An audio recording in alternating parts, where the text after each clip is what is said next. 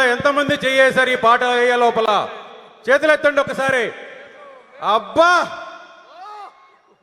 బా, కన్నుల పండుగగా ఉంది. అదేవిధంగా ఇంకా ఎన్నో కార్యక్రమాలు.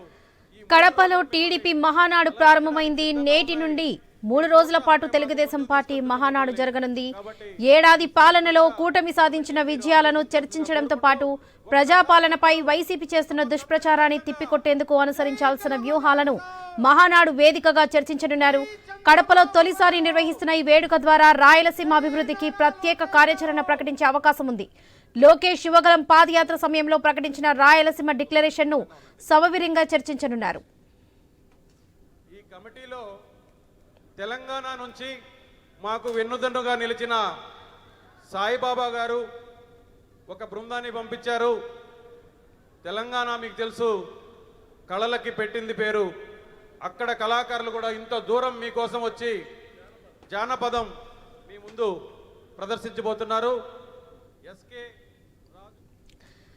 కడపలో ఎటు చూసినా పసుపు జెండాలు, పచ్చని తోరణాలతో పండుగ వాతావరణం కనిపిస్తుంది. 3 రోజుల పాటు జరిగే మహానాడులో 6 ప్రధాన అంశాలపై ప్రాతిపదిక చర్చలు జరిపి తీర్మానాలు చేస్తారు. చివరి రోజు 5 లక్షల మందితో బహిరంగ సభ ఉంటుంది.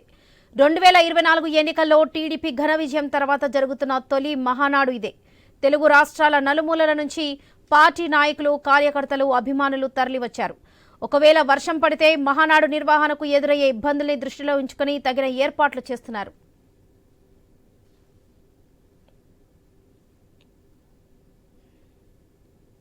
టీడీపీకి అతిపెద్ద పండుగ అయినటువంటి మహానాడు ప్రారంభమైంది. ప్రతినిధుల రిజిస్ట్రేషన్తో ఈ కార్యక్రమం అనేది ప్రారంభమవుతుంది.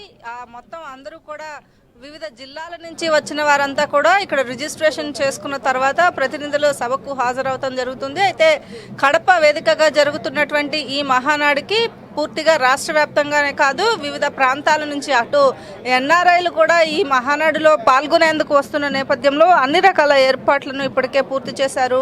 వివిధ ప్రాంతాల నుంచి వచ్చినటువంటి టీడీపీ ప్రతినిధులు అంతా కూడా ఇక్కడ రిజిస్ట్రేషన్ చేసుకున్న తర్వాత, వారు నమోదు చేసుకున్న తర్వాత లోపలికి వెళ్ళడం జరుగుతుంది. ఈ రోజు మొదటి రోజు కాబట్టి మొదటి రోజు ప్రతినిధులు సభలో జరిగేటువంటి ఏదైతే కొన్ని కీలకమైనటువంటి తీర్మానాలు ఉన్నాయో తీర్మానాలకి సంబంధించినటువంటి డిస్కషన్స్ జరుగుతూ ఉంటాయి. ప్రతి ఏటా మహానాడు సందర్భంగా టీడీపీ నాయకులకు ఒక దిశానిర్దేశం అనేది చేస్తూ ఉంటారు. అయితే దీనికి సంబంధించి ఆల్రెడీ ఇక్కడ కొంతమంది రిజిస్ట్రేషన్ చేసుకున్న వారు ఉన్నారు మనతో మాట్లాడడానికి. చెప్పండి, ఎక్కడి నుంచి వచ్చారు మీరు? రిజిస్ట్రేషన్ చేసుకున్నారా? మహానాడు ప్రతి ఏటా హాజరవుతూ ఉంటారా? మేము శ్రీకాకుళం జిల్లా నర్సనపేట నియోజకవర్గం నుంచి వచ్చాం. మేము ఈ మహానాడుకి ప్రతి సంవత్సరం కూడా ఎక్కడ జరిగినా వెళ్తున్నాం. అయితే ఈ మహానాడు అనేది రాజకీయాల్లో తెలుగుదేశం పార్టీలో ఉండే వాళ్ళకి, హిందువులకి సంక్రాంతి పండుగ ఎటువంటిదో, క్రిస్టియన్స్కి క్రిస్మస్ ఎటువంటిదో, అలాగే ముస్లింలకి రంజాన్ ఎటువంటిదో, తెలుగుదేశం పార్టీలో ఉండే ప్రతి కుటుంబ సభ్యులకి మహానాడు అటువంటి మహా పండుగ. స్వర్గీయ అన్న నందమూరి తారక రామారావు గారి జన్మదినమైన మే 28వ తారీఖున ప్రతి సంవత్సరం అప్పుడు వ్యవస్థాపక అధ్యక్షులుగా ఉండేటప్పుడు అన్న ఎన్టీఆర్ గారు ప్రారంభించారు ఈ మహానాడు అనేది. అదే దానిలో భాగంగా గౌరవ ముఖ్యమంత్రి వర్యులు చంద్రబాబు నాయుడు గారు కూడా అదే రీతిలో ప్రతి సంవత్సరం కూడా మహానాడు అనేది జరిపించడం జరుగుతుంది. ఈ మహానాడుకి ప్రతి సంవత్సరం మేము కూడా అటెండ్ అవుతున్నాం.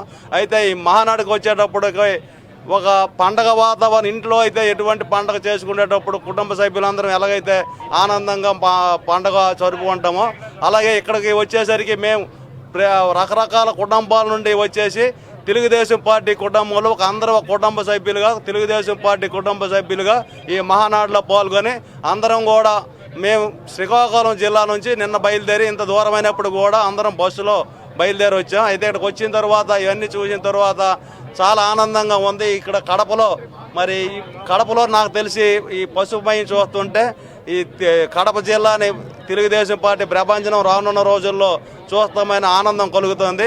అయితే మహానాడుకి ఇక్కడ కడపకి ఇంత దూరం వచ్చినందుకు కూడా మేము అందరం కూడా చాలా సంతోషిస్తున్నాం. మీరు చెప్పండి, అంటే మహానాడు అనగానే టీడీపీకి సంబంధించి కొన్ని తీర్మానాలు కావచ్చు, పార్టీ ఒక దిశానిర్దేశం మీకు చేస్తుంది. ఈసారి ఎటువంటి తీర్మానాలు ఉండబోతున్నాను? మా అందరి అభిప్రాయం ఏంటంటే వర్కింగ్ ప్రెసిడెంట్గా లోకేష్ బాబుని ప్రపోజ్ చేయడానికి అదొకటి మా స్థాయిలో మేము తీర్మానం చేసి జిల్లా స్థాయి నుండి రాష్ట్ర స్థాయికి తీసుకొచ్చాం. అలాగే ఆపరేషన్ సింధూర్ ఏదైతే ఆపరేషన్ సింధూర్ ఉందో సైనికులు అలాగే సాధారణ పౌరులు మరణించారు, వారి కోసం నరేంద్ర మోదీ గారు పిలిపిస్తే దేశం మొత్తం కూడా ఒక ఎమోషనల్గా ఫీలింగ్ పెట్టుకొని అది కార్యక్రమం విజయవంతం చేశారు. వారి కోసం అలాగే ఎవరైతే సీనియర్ కార్యకర్తలు చనిపోయారో వారిని సంతాపం తెలియజేయడం, అలాగే రాయలసీమ ఏదైతే ఉందో రాయలసీమ అభివృద్ధికి తోడ్పడడానికి అదొక తీర్మానం తీసుకొస్తారని తెలిసింది. ఏ తీర్మానమైనా ఈ వేదిక ద్వారా ప్రజలకి అందుబాటులో తీసుకురావడానికి ఈ మహానాడు అనేది చాలా పెద్ద వేదికగా తెలుగుదేశం పార్టీకి మేము తెలియజేస్తున్నాం. సార్ మీరు చెప్పండి, ఎక్కడి నుంచి వచ్చారు?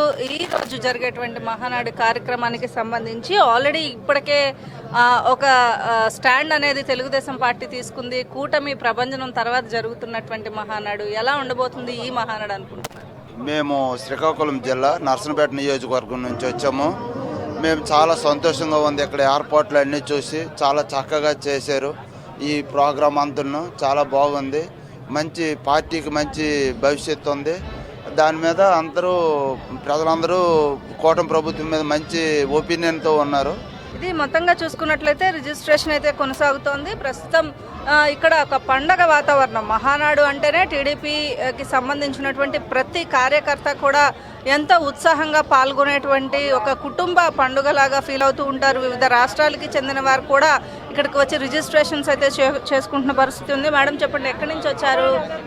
ఇక్కడ కడప వేదికగా జరుగుతున్నటువంటి మహానాడు ఎలా ఉండబోతోంది?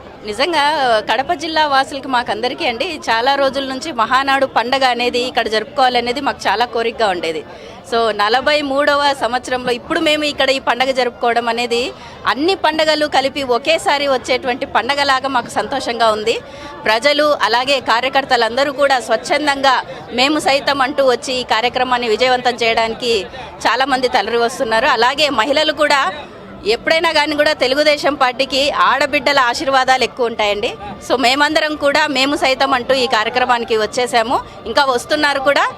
ఇంకా మేము అనుకున్న దానికన్నా ఇంకా సూపర్ సక్సెస్ అవబోతుందండి కార్యక్రమం. ఏదైతే రాష్ట్ర నలుమూల నుంచి వచ్చినటువంటి ప్రతినిధులతోటి ఈ ప్రాంగణం అంతా కూడా కళకళలాడుతుందని చెప్పాలి. మొత్తంగా జరుగుతున్నటువంటి 43వ మహానాడు కార్యక్రమం ఏదైతే ఉందో దానికి సంబంధించి మరి కాసేపట్లో ఈ సభా కార్యక్రమం అనేది ప్రారంభమవుతుంది. ప్రస్తుతం అయితే ప్రతినిధుల రిజిస్ట్రేషన్ ప్రారంభమైంది. ఆ తర్వాత జరిగేటువంటి ఏదైతే ఫోటో ఎగ్జిబిషన్ కావచ్చు, బ్లడ్ డొనేషన్